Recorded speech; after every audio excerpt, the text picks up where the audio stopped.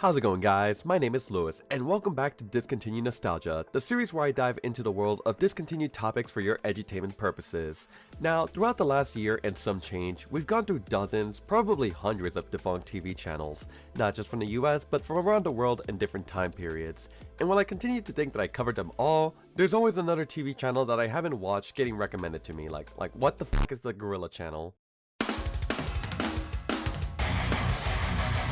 Gorillas will use violence as a last resort, but if one gorilla steps out of line, the dominant male won't hesitate to show who's boss.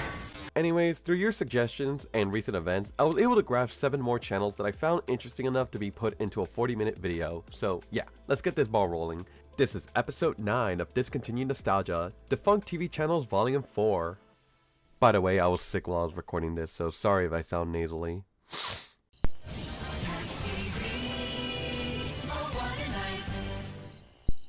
Pax was launched in 1998 as America's 7th broadcast network, focused on family-friendly, middle-income American values. While the channel had high ambitions to become a huge hit, its low ratings and lack of variety ultimately led to its demise. But before I get ahead of myself, we need to go back on how this all started. Lowell White Paxson, commonly known as Bud Paxson, was born on April 17, 1935, in Rochester, New York.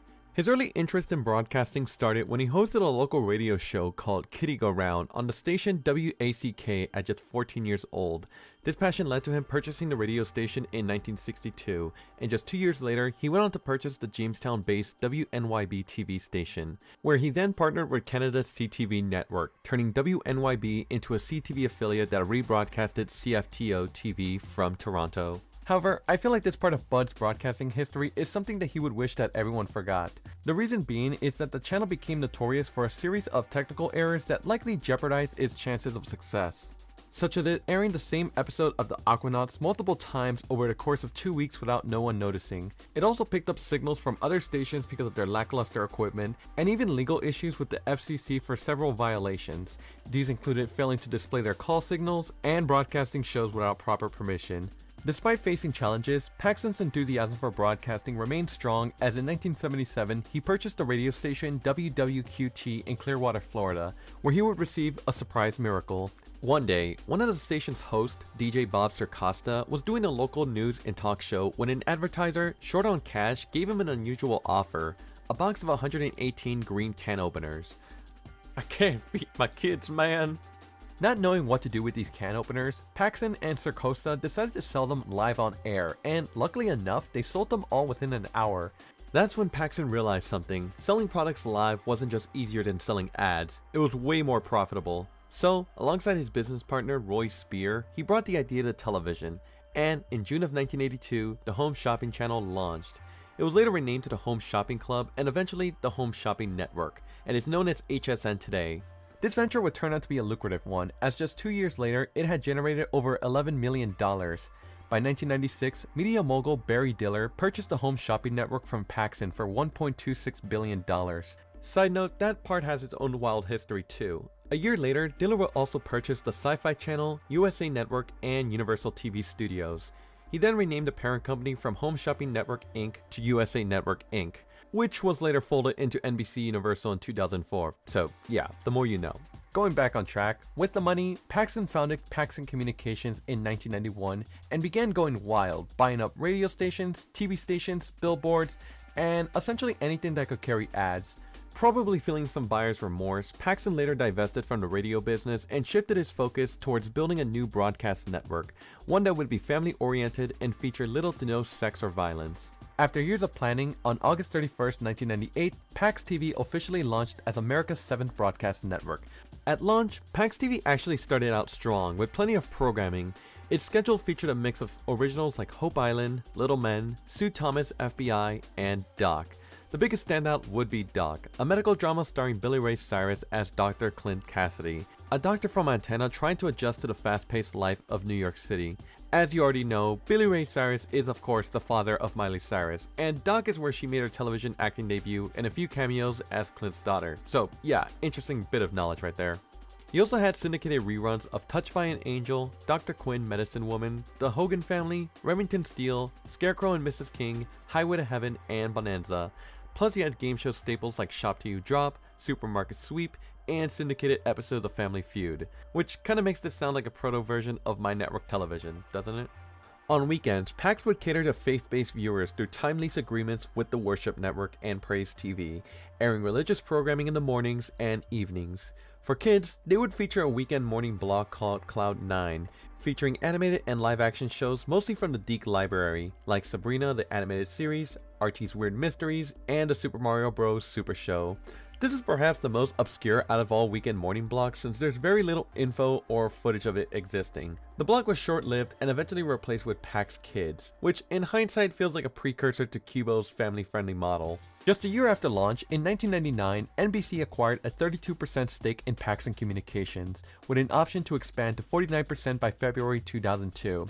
The two networks would agree to share programming and resources, and in return, many NBC affiliates rebroadcasted their evening newscasts on local Pax stations, giving Pax much-needed content. However, as the 2000s rolled on, Pax momentum fell off a cliff. Because of its extremely tame programming, the channel drew much lower viewership than other networks. As a result, Pax began to enter a death spiral, giving away more and more airtime to paid programming. By 2003, over 18 hours of its daily schedule was nothing but infomercials. 18 hours, guys. That alone probably explains why the channel never built a real fan base. That same November, NBC sold its stake back to Paxson, leaving the network in a pretty dire position, and what else can I say, they were cooked. Once advertised as a safe haven for families, Pax had basically turned itself into an infomercial channel with almost no new original programming left. In a last-ditch effort to keep it alive, in 2005, Pax Communications would rebrand Pax to simply Independent Television. Pax is becoming independent. Independent Television. Independent Television officially launched on July 1st, 2005, replacing Pax after just 7 years. The whole goal of the network's rebrand was to become an independent broadcast platform for producers and syndicators who desired to reach a national audience. On paper, the idea sounds kinda cool, but I mean, YouTube had just launched not that long ago, so I think they're a little late to that concept. With the channel being, well, independent, it got rid of the religious programming and the rebroadcast of its affiliate newscasts. Despite pitching itself as an independent platform, nobody really stepped up to the plate for content, which resulted in being more or less the same. The only original that came out of this was a teen drama called Palmetto Point, a show described as a naked imitation of Dawson's Creek and One Tree Hill, and immediately upon release, ratings were low, so low that they hardly appeared in Nielsen's national ratings data. As a result, the show's sponsor, Cheerwine, pulled its support after just 5 episodes, leaving the final 2 episodes unaired. The production company behind Palmetto Point also went bankrupt, and several actors claimed that they never received their final paychecks. So yeah, original programming on was an overall bust. The final nail in the coffin came in November 2005 when NBC Universal and Paxson Communications reached a deal that resulted in the departure of Bud Paxson. As part of this new restructuring, NBC installed Brandon Burgess, one of its executive vice presidents, as the new CEO of Paxson Communications. Shortly after, the company was rebranded as Ion Media Networks. Because NBC already owned Telemundo, FCC ownership limits prevented it from outright taking control of the network. So, the goal was to repurpose Paxson's 60 broadcast stations into something more viable. And obviously, the name wasn't helping anything, so by early 2007, the branding was dropped entirely, and the network was restructured yet again, this time emerging as Ion Television, a name that they still use to this day. In its early years, Ion had a bit more programming variety, including the launch of Cubo and even WWE content with the likes of Main Event. But as traditional TV continues to decline, Ion has become a channel that airs back-to-back rerun episodes of Criminal Minds, Law & Order SVU, NCIS, and Blue Bloods. Recently they started airing women's basketball and soccer, so who knows, perhaps Ion will shift to sports the same way the CW did. Time will tell.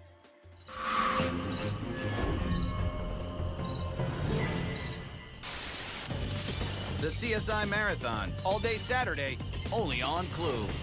Following NBC Universal's purchase of the pop culture channel Trio in 2004, the network was rebranded 2 years later as Sleuth, a mystery and crime-focused channel that drew heavily from NBC Universal's vast library of films, documentaries, and television series.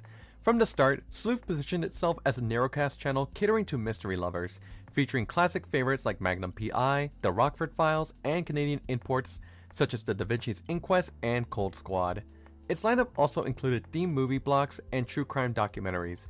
However, due to the name Sleuth being a common word, it made it much harder for anyone to look the channel online. And so, in 2011, Sleuth was renamed to Cloo, spelled C-L-O-O. This was also done since Cloo was much easier to trademark than Sleuth.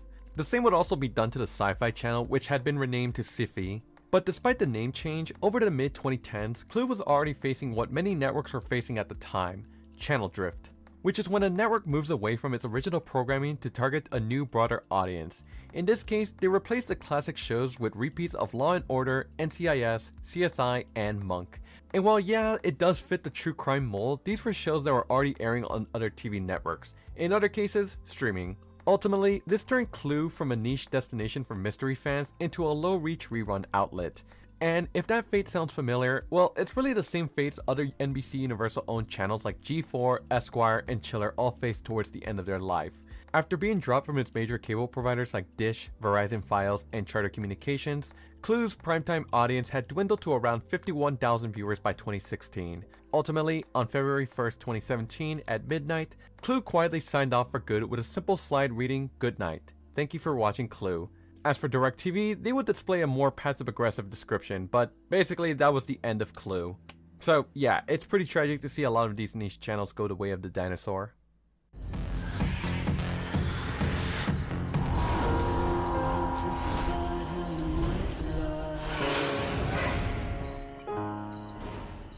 If you couldn't tell by the name, FearNet was a thriller horror entertainment channel that started off as a video-on-demand service back in 2006. It began as a joint venture between Comcast, Sony Pictures Entertainment, and Lionsgate, and its purpose was to provide customers with a catalog of full-length horror movies and short features, ranging from classics to modern slashers. The on-demand service was available through cable and satellite providers like Comcast, Time Warner Cable, and Cox, among a bunch of other smaller providers. Aside from the on-demand service, they also had a website, FearNet.com, which, I'm be real, they had the opportunity to name it Fear.net, but they totally missed it. For the time, the website was pretty cutting edge as it offered a lot of things that wouldn't be seen on a modern website. It wasn't just a promo site. FearNet.com functioned as an early hybrid of a streaming platform and social network, combining free horror content with community features years before platforms like Shudder or Letterboxd existed. It offered a library of free, ad-supported horror content where viewers could watch up to 9 full-length horror films per month.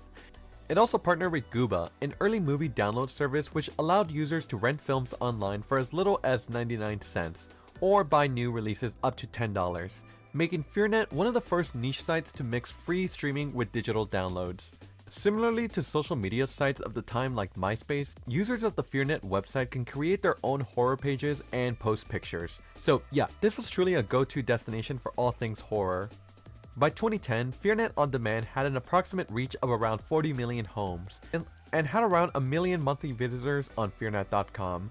By June of that year, FearNet President Diane Robina announced that they would be taking the next step by making FearNet as an ad-supported linear channel. And so, on Halloween of 2010, FearNet would officially launch as a linear cable channel, alongside a new bloody splat logo of a face. Very Nickelodeon-y if I say so. For many people, FearNet became the go-to destination for all things horror, as many described it as their gateway to the genre, introducing them to thrillers like Midnight Meat Train, Boy Eats Girl, and Stay Alive, among a bunch of other movies, whether bad or good. Alongside movies, they also featured their own original programming such as Holliston, and even a weekend morning block called Funhouse that featured children's sci-fi and horror cartoons, such as The Real Ghostbusters, Tales from the Crypt Keeper, Erie, Indiana, and Dark Oracle. If they added Goosebumps, this would have been the cherry on the cake, but oh well. While FearNet had a pretty devoted fan base, it was faced by competition, primarily from itself. While Sony, Lionsgate, and Comcast were all partners of the channel, NBC Universal, who fell under the Comcast brand, had their own horror and thriller themed channel as well, in the form of Chiller. Similarly to FearNet, Chiller also aired films and television shows from compelling film studios like Warner Brothers, 20th Century Fox, and even Lionsgate. Probably realizing that having two channels focusing on the same genre was redundant, in April of 2014, Comcast would make the controversial decision to purchase Sony and Lionsgate's stake in FearNet, giving them full ownership in everything, including the website and the on-demand catalog. Following this transaction, it would also be announced that FearNet would no longer be a standalone channel and be folded into Comcast and NBC Universal's cable division, which included putting FearNet content into other brands like Sci-Fi and Chiller. And so, on July 30th, 2014, FearNet and its services will go dark without a farewell. The only form of goodbye would come in the form of a blog from the associated editor giving their last message and bidding farewell. And that was it. I think what sucks from all of this is that Chiller is also gone, so yeah. There's nothing. Thank you, son.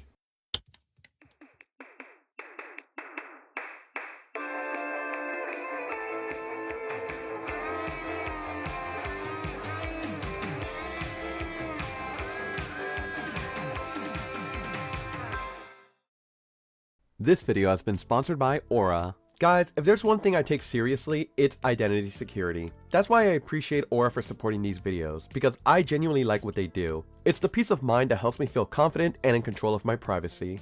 Aura is this all-in-one digital safety platform designed to protect your identity from unseen threats like the dark web and data broker sites. You may not know this, but your phone numbers, email addresses, passwords, or even your social security number may already be out there. This can happen because of data breaches exposing information or companies quietly sharing your data without even you realizing it. And the crazy thing is that no one is really held responsible for this, which can really make you feel vulnerable and unprotected. But with Aura, you can take control of your privacy by sending out opt requests to data broker sites and removing your sensitive information. If something does happen, you'll get an immediate alert, and Aura can offer up to $1 million in identity theft insurance per adult on your plan. Hopefully you'll never need it, but it's good to have that strong safety net. Aside from identity protection, Aura also includes a VPN to keep your online activities private, a password manager, and device protection to safeguard your computers and phones, all in one app. So, if you want to try it out for yourself, head over to aura.com/AmusingLuis to start a free 14-day trial. That's more than enough time for Aura to clean up your data profiles and show you just how exposed your information really is. A big thanks once again for Aura for supporting these videos. Now, let's get back to more defunct TV channels. The break's over. Now back to the show.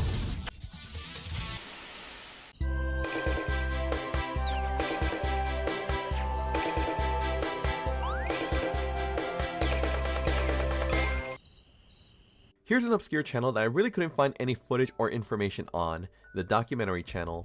This was, a documentary channel launched in 2006 by Emmy-winning and Oscar-nominated documentarian Tom Neff and his attorney John Forbes.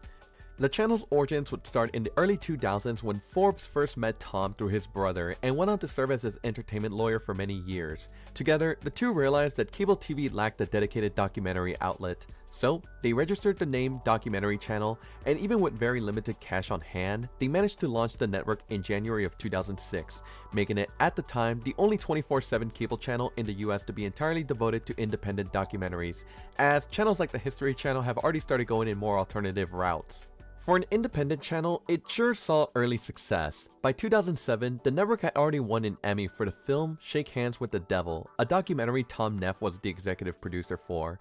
Over time, Documentary Channel soon secured carriage deals with DirecTV, Dish, and other providers, making it available in roughly 25 million homes by 2012.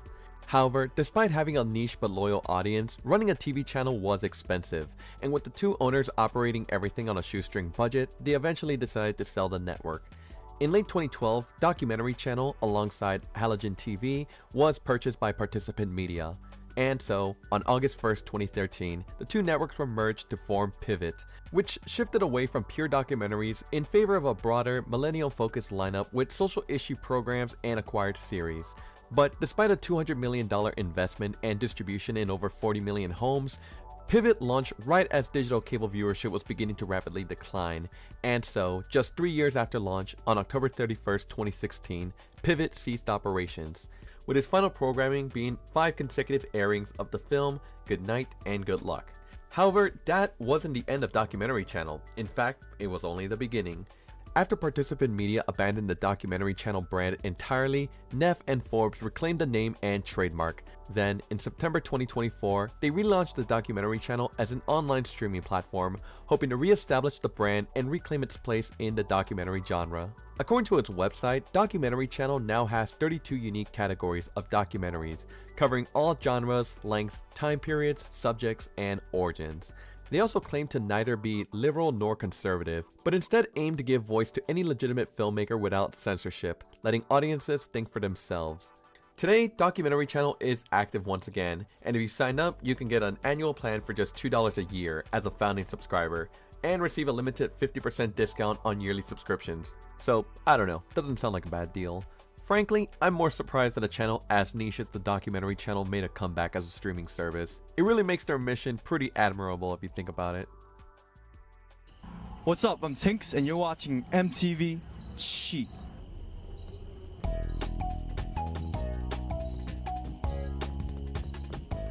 In 2005, MTV tapped into the world of 3 underserved markets with the introduction of the MTV World banner, a new division within MTV networks aimed at reaching the distinct Asian American community, which introduced 3 new channels: MTV Desi, MTV Chi, and MTV K. The first of these channels to launch was MTV Desi on July 12, 2005. This channel aimed to serve South Asian Desi Americans by airing Bollywood music videos, Indian pop, and fusion tracks. The channel wasn't aiming to be like MTV India, but instead carved its own niche by representing American-born Desi youth. The second from the World banner was MTV Chi, created for young Chinese Americans. It featured various genres of music, including Mandarin pop, Cantonese pop, and Chinese American hip-hop. MTV Chi also had VJs and hosts who ran countdown shows and interviewed up-and-coming Chinese American musicians.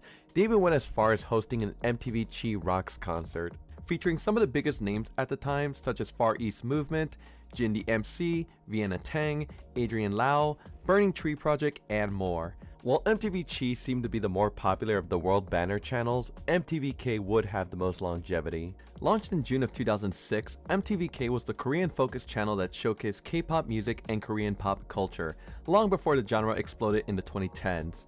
The channel spotlighted artists like BoA, Rain, Seven, and TVXQ, names that would later be considered early K-pop legends. Despite the creative vision, all 3 channels struggled with distribution, as they were only available through select satellite and digital cable packages. This made them nearly impossible for most viewers to enjoy, and on top of that, YouTube and other online communities were quickly becoming go-to places for discovering global music, making the launch of these 3 new music channels a costly gamble. By early 2007, MTV's parent company faced internal budget cuts that affected multiple departments across the network. Around 250 jobs were eliminated, including several high-ranking executives, as part of a cost-cutting measure. In an official statement, MTV explained, "Unfortunately, the premium distribution model for MTV World proved more challenging than we anticipated in this competitive environment. As a result, MTV has decided to shut down its linear MTV World operation. However, we remain steadfast in super serving the multicultural youth, and we are continuing to investigate ways to integrate the MTV Desi, Chi, and K brands online and on other screens." And they were partially correct. While MTV Chi faded into obscurity, MTV Desi and MTV K both received digital relaunches in 2010 and 2011 respectively, but instead of being digital TV channels, they were turned into blog-style platforms covering music, film, fashion, and pop culture tailored to their audiences. Unfortunately, by early 2012, MTV Desi's website and social media had been wiped out. The only way to find traces of it now is through the Internet Archive, and even then, content is sparse. MTV K's website lasted a bit longer though, surviving until 2015 before it too was quietly discontinued, though much of its content can still be found on its inactive YouTube channel. In conclusion, while the TV channels were short-lived, the idea of tapping into these niche genres of music was ahead of its time.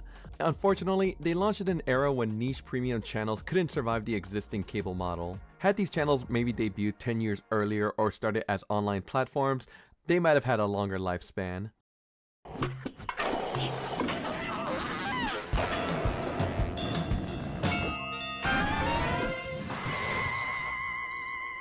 If there's one thing I miss about TV in the 2000s, is that a lot of channels were each a hub for a specific topic. You had G4 for gaming, Speed for racing and motorsports, and even Discovery Health for medical deep dives.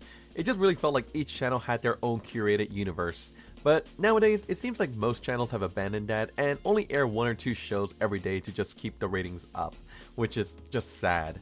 But nothing is sadder than the place that was once a hub for skateboarding content, ESPN2. I mean, Fuel TV.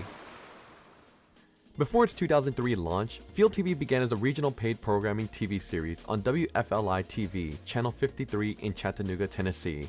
In the beginning, the show was said to be a mixture of all sorts, such as it being part entertainment, part documentary, part digital magazine, and part travelogue of the Southeast region. And just what the channel would be, it covered everything from extreme sports to touring rock bands. By 2003, the regional show had been such a hit that Fox's parent company at the time, News Corporation, approached the show's creator, Chris Brawley, and purchased the concept and trademark of Field TV. By September of that year, the local version of Field TV would air its final episode, just as Fox's national channel went live. Launched on July 1st, 2003, Fox's version of Field TV launched as a cable network with a stated mission to cover the culture of extreme sports. So we're talking skateboarding, snowboarding, wakeboarding, motocross, surfing, BMX, etc. From the start, Field TV had creative freedom, from the shows to the interstitials. It just gave the channel a rough around the edges vibe that most Fox-owned networks didn't have. Its programming lineup was unlike anything else you see on TV. It mixed skate videos, documentaries, indie music, and humor that felt like it came from Adult Swim. Some of Field's signature programs would be First Hand, a documentary-style series following the lives of certain athletes such as pro surfers, skateboarders, and BMX riders. You also had Field TV's longest-running late-night show, The Daily Habit, which was sort of like The Tonight Show, but it featured extreme sports personalities. However, one of the channel's cult classic shows would be The Captain and Casey Show, hosted by Jeff the Captain Carlson and Chris Casey. A show that just kind of gave off a unscripted vibe that deeply resonated with young skaters, and it featured other stuff like skate footage and funny videos. I should note though that unfortunately one of the show's hosts, Chris Casey, died of a heart attack in August of 2024 after being placed in a medically induced coma. He was only 52. And all I can really say is that Chris played a vital role in Field TV's success. His humor, energy, and personality just played a key role in defining the network. And it's the reason why people kept coming back to the channel. So, all I can say is rest in peace, Chris. Other notable shows included New Pollution, which spotlighted up-and-coming athletes, and Stupid Face, a sketch show blending skate culture and surreal humor. Or maybe you haven't.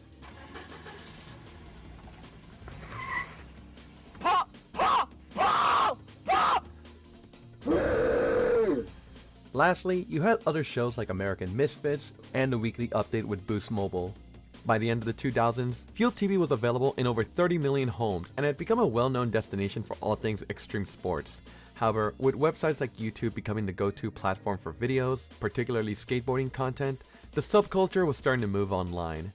Although it had early success, ratings were low, and Fox was looking to retool the network to a wider audience, which meant pushing aside the people and shows that basically made the network. In August of 2011, it was announced that Fox and the UFC had signed a multi-year deal to make Fox the exclusive home of the UFC. Keep in mind, this was following the UFC's run on Spike TV, which had surged in popularity during this time, and this deal would take UFC and Field to the next level. Under this deal, UFC programming was spread across Fox's TV networks. The main Fox network would host 4 major live events a year. Its reality show, The Ultimate Fighter, was moved from Spike to FX, and Field TV would be assigned a new identity as the dedicated UFC hub. This change dramatically altered Field TV overnight. The shows that at once defined the brand were now pushed aside or cancelled to make way for UFC programming, such as UFC Tonight, UFC Ultimate Insider, UFC Unleashed, weigh-ins, and preliminary bouts. By 2012, most of Field's schedule consisted of UFC programming, with original content being relegated to late-night hours and becoming footnotes on their own website. The original Tilted F logo was also replaced with a blocky wordmark to give the channel a bit of a fight vibe. Despite hardcore fans hating this new direction, this switch actually benefited Field TV. According to Nielsen reports, the network saw a 100% increase in total viewers and a 125% increase in males ages 18 to 49. But even with the UFC boost, Field TV's ratings were far below the millions of viewers that other UFC cards achieved on the main Fox network. Still, it seemed like Field TV had a long future with the UFC. Or so we thought. In August of 2013, it was announced that Field TV would be rebranded as Fox Sports 2, effective August 17, 2013. Fox Sports 2 would serve as a secondary channel to the newly launched Fox Sports 1, which had replaced the long-term racing and motorsports channel Speed, which I've already covered in my sports installment of Discontinued Nostalgia. After becoming Fox Sports 2, later shortened to FS2, the network started to lose its UFC identity and started airing reruns from FS1, airing secondary sports such as Big East basketball, Mountain West football, NASCAR, and other minor events. By 2019, UFC programming had completely left the network after signing a new deal with ESPN for distribution rights. Ironic considering that Fox did the entire rebrand restructuring to compete with ESPN, but now look how the tables have turned. While FS1 still draws a solid viewership with its unique lineup of sports and competition programs, FS2 has essentially faded as a secondary outlet for FS1 programming. Fuel TV, however, still exists in its original form internationally.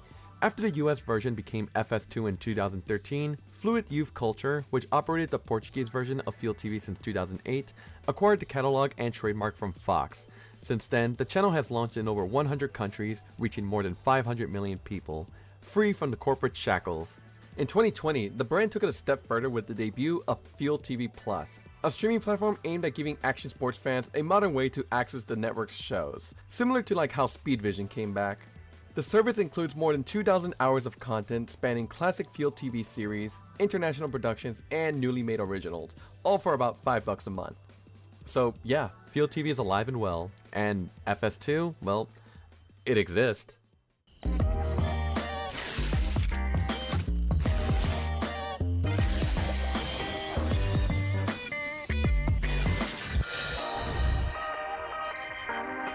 If you were a Canadian kid from the 1980s to the 2010s, Family Channel was just more than a TV network. It was part of your childhood.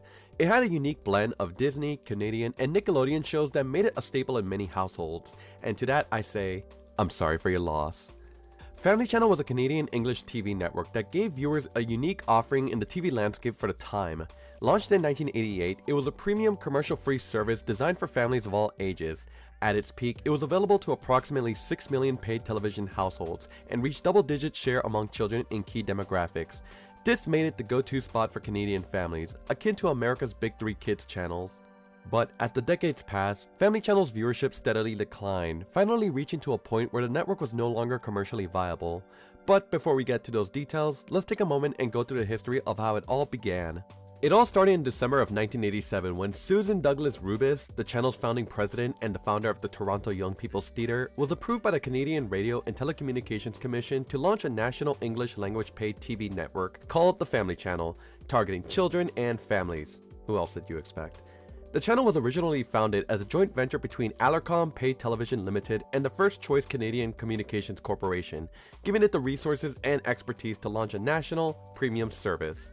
This new general interest paid television service was said to not include any programming with an adult or restricted rating, nor would it offer any news, religion, formal education, or sports programming.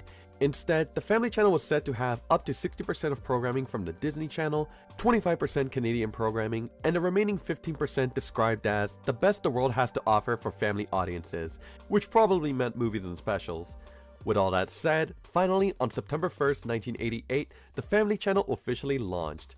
Right out the gate, the channel became a must-have. Just 4 months after launch, it had reached over 200,000 homes, nearly halfway to its Year 5 target of 436,000 subscribers. The early schedule was a treasure trove of Disney entertainment. Afternoon slots were filled with Disney cartoons like DuckTales, Chip 'n Dale Rescue Rangers, and The New Adventures of Winnie the Pooh, while other kids looked forward to shows such as the Mickey Mouse Club after school. At the same time, Canadian programming like Are You Afraid of the Dark, The Adventures of Teddy Ruxpin, and The Busy World of Richard Scarry filled the channel's content requirement. Added to the fact that this was all commercial free and that there were no other dedicated channels for kids and families, and you had a premium experience that you couldn't get anywhere else. Long story short, they forever changed the game in Canada. In October 1999, Family Channel underwent a change in ownership when one of its original owners, Alarcom, sold its 50% stake in the service after its larger parent company, Western International Communications, was acquired. The stake was then sold to Chorus Entertainment, and it was here that Family Channel ditched its original logo for the more iconic lowercase f in a circle, simply referred to as Family. However, this ownership would be short-lived, as just a few months later, Chorus was ordered by the CRTC to sell its 50% stake due to concerns about its dominance in youth television, as it already owned YTV and Treehouse. As a result, Chorus traded in its stake in Family Channel to Astro Media for 126 million Canadian dollars, a move that gave Astro full ownership of the network. Going into the 2000s, Astro's relationship with Disney Channel continued with the addition of newer Disney shows like Even Stevens, Lizzie McGuire, Wizards of Waverly Place, That's So Raven, The Sweet Life of Zack and Cody, and Hannah Montana, along with Disney Channel original movies like Camp Rock, High School Musical, and The Cheetah Girls. Today, Disney Channel original movies may not sound like a huge deal, but back then, they were. I mean, who remembers when High School Musical 3 was in theaters? I sure do. In addition to Disney and Canadian programs, Family also aired a few of Nickelodeon's live-action shows like The Adventures of Pete and Pete, The Amanda Show, Clarissa Explains It All, Ned's Declassified, All That, and Zoe 101. While Nickelodeon programming wasn't solely exclusive to Family Channel, it was kind of amusing to see Nick and Disney programming all in one channel. As the channel continued to grow, Family expanded its broadcast from 18 hours to a full 24/7 schedule in 2007, and by 2011, it had upgraded to HD. By 2013, Family Channel was among the most popular channels in Canadian television, available to approximately 6 million paid television households. While that might not sound like a huge number compared to US channels, it represented roughly 45% of Canadian households. For some perspective, Canada has a similar population as California, so yeah. While things look good on the surface, this would be the start of the end as we knew it. In March of that same year, Family Channel's parent company, Astro Media, would be swept into a massive acquisition deal with Bell Media for about $3.2 billion. But following the acquisition, the Competition Bureau made it clear that Family Channel couldn't stay with Bell without giving them too much control over English language television. So, along with its sister networks, Family was placed in a blind trust under Pierre Boivin, the former president of the Montreal Canadiens, while a new buyer was found. Essentially, Family Channel was now in limbo, still on the air, but with an uncertain future. It wouldn't be until November 28, 2013 that DHX Media, now WildBrain, swooped in and purchased Family Channel and its sister networks for $170 million. Already a giant in children's programming thanks in large to its 2012 acquisition of Cookie Jar Entertainment, DHX Media was hoping it could take its first steps into broadcasting, promising to leverage its vast library and production resources to deliver more original Canadian-made shows to Family. A move that gave longtime fans hope of a new era for the channel. But right when things were looking up, in 2015, Family would take a massive hit when Chorus Entertainment acquired the exclusive rights to Disney content, where they would launch a dedicated Canadian Disney channel. And just like that, they lost one of their biggest distributors. With Disney gone, the channel had to reinvent itself entirely, and what better way than to expand into teen programming. In 2016, Family Channel would launch F2N, a new primetime block aimed at older teens and young adults, and it was supposed to be this new era for the network following Disney's exit. F2N would have shows like Gilmore Girls, The Duff, and even a reboot of Degrassi The Next Generation, known as Degrassi Next Class. This was done as a genuine attempt to stay relevant to younger viewers who were shifting to YouTube and streaming, but F2N never caught on. The audience just wasn't there, and a lot of teens they hoped to reach were already jumping to Netflix, which ironically also carried Degrassi Next Class, so yeah, big bust. After barely a year, F2N was quietly cancelled. As time went on, Family leaned more and more into imported programming to try to reach a broader audience than just kids. But despite the effort, the spark was gone. The Disney era identity that once defined the channel had disappeared, and Family was struggling to figure out what it even was anymore. By 2018, Family Channel's viewership had significantly fallen, and the arrival of American heavyweights like Disney Channel and Nickelodeon only made things dire. By 2024, the network was pulling in barely a fraction of what it once did, with its audience down roughly 85% from its peak years. Even with new programming, Family Channel just couldn't escape a bigger problem. The way kids and families were consuming TV was changing. I've already said it a million times, guys. Netflix, YouTube, Disney Plus, they basically killed cable. I mean, what more can I say? The final blow to Family Channel would unfortunately come in August of 2025 when both Rogers and Bell Media decided to drop the Family Channel, along with its sister channels, WildBrain TV, Family Junior, and Telemagino, all on short notice too. WildBrain pushed back hard, filing a complaint with the CRTC arguing that Bells and Rogers had unfairly pulled the plug in favor of their competitor, Chorus Entertainment. But the CRTC wasn't convinced. Whether it was business politics, timing, or simply reality, the regulator ruled against WildBrain, and that was it. End of the road. With no major distributors willing to carry the network, Family Channel had no realistic way to reach viewers anymore. Sure, they could have pursued smaller cable deals or pivoted to streaming only, but without the financial support that comes from broad carriage, the channel was no longer commercially viable. During the channel's final weeks, it began airing farewell bumpers featuring hosts reflecting on their time at the network and what the channel meant to them. I just want to say thank you so much for being a part of Holly's journey and for growing up with us. It's very hard to say farewell, but thank you so much, Family Channel. I love you. I love you guys. I'll miss ya. I will miss you so much. Family's always there for you, no matter what. Thank you for all the amazing memories, family. Thank you so much for letting me be a part of your story. Mwah.